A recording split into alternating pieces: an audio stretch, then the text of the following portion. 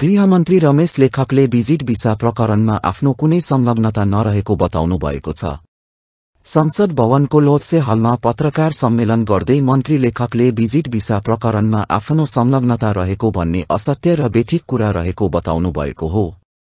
उहाँले आफू विरुद्ध नियोजित र षड्यन्त्रमूलक ढंगले आक्रमण गरिएको भन्दै यो आक्रमण राजनीतिक पूर्वाग्रहले प्रेरित रहेको जिकिर गर्नुभयो। भिजिट भिसा प्रकरणमा अख्तियारबाट हुने कुनै पनि कारबाहीलाई स्वागत गर्ने उहाँले बताउनुभयो। उहाँले आफूले लोकतन्त्र र सुशासनमा विश्वास गर्ने भएकाले अख्तियारबाट हुने अनुसन्धानलाई प्रभावित पार्ने कुनै पनि काम नहुने स्पष्ट पार्नुभयो। गृहमन्त्री लेखकले अन्यत्रबाट नभई गृह मन्त्रालयकै कसुरजन्य सम्पत्ति विभागमा रहेका तीर्थराज भट्टराईलाई विमानस्थल अध्यागमनमा सरुवा गरिएको प्रष्टीकरण दिनुभयो। संविधानले अधिकार प्रदान गरेको सक्षम निकायले राष्ट्रसेवक कर्मचारीमाथि अनुसन्धान गर्नुपर्ने क्रममा अनुसन्धानले पूर्णता नै नपाउँदा सम्बन्धित मन्त्रालयको नेतृत्वसँग जोडेर प्रचार गर्ने हो भने शासन व्यवस्था ठिक ढंगले चल्न नसक्ने उहाँले बताउनुभयो। गृहमन्त्री लेखकले यसअघि कर्मचारीमाथि अख्तियारले छानबिन गर्दैमा मन्त्रीले राजीनामा दिएको अवस्था नरहेको भन्दै आफूले पनि न्याय पाउनुपर्ने जिकिर गर्नुभयो।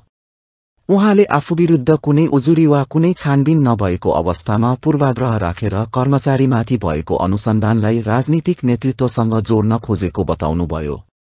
त्यस्तै सञ्चारकर्मीको प्रश्नमा गृहमन्त्री लेखकले अहिलेको व्यवस्था विरुद्धको गतिविधि जायज नभएको उल्लेख गर्नुभयो। लेखकले गणतन्त्रलाई उत्सवको रूपमा मनाउने कुरा संगीतमय हुन सक्ने भए पनि गणतन्त्र फाल्ने कुरा संगीतमय हुन नसक्ने तर्क गर्नुभयो।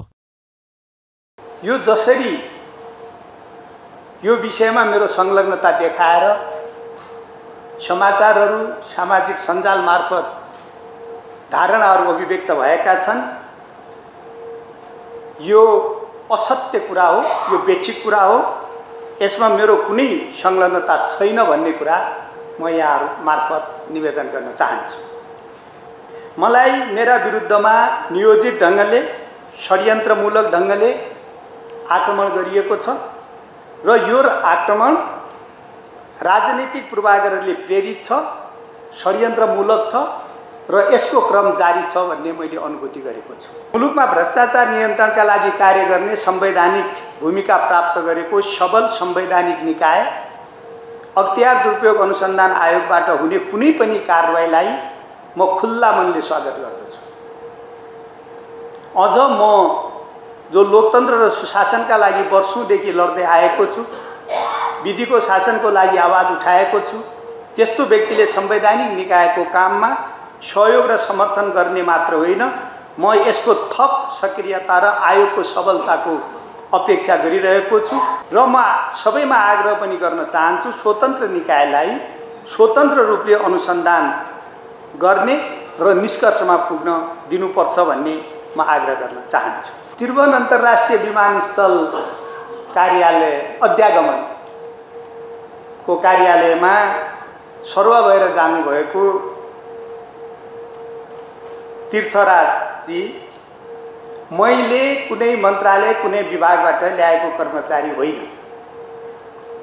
उहाँ म यो मन्त्रालयमा जिम्मेवारी लिएर आउँदा यही मन्त्रालय अन्तर्गतको एउटा महत्त्वपूर्ण मध्येको विभाग कसुरजन्य सम्पत्ति व्यवस्थापन विभागमा महानिर्देशक भएर काम गरिराख्नु भएको थियो।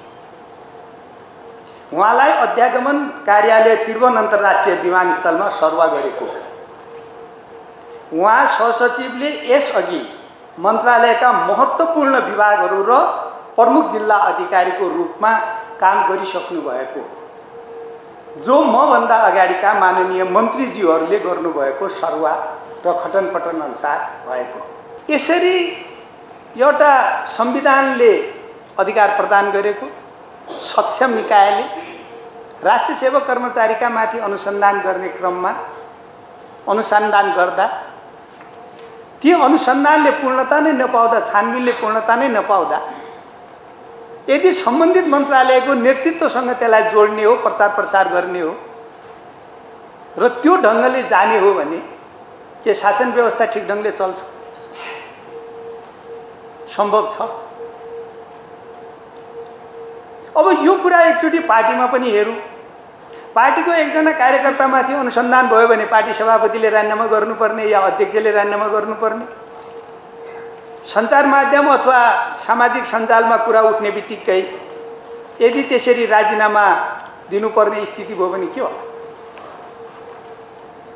अथवा कुनै पनि विषय उठ्न सक्छ, तर त्यसलाई ठिक ढङ्गले गम्भीरतापूर्वक लिएर निष्कर्षमा पुग्नुपर्छ। म सबै साथीहरू अत्यन्त बुझ्ने साथीहरू हुनुहुन्छ। म के आग्रह गर्न चाहन्छु भने विभिन्न समयमा विगतमा विभिन्न विषयमा सञ्चार माध्यमहरूमा समाचार आएका र केहीलाई अख्तियार दुरुपयोग अनुसन्धान आयोगबाट अनुसन्धान गरी अभियोजन समेत गरिसकेको अवस्था थियो।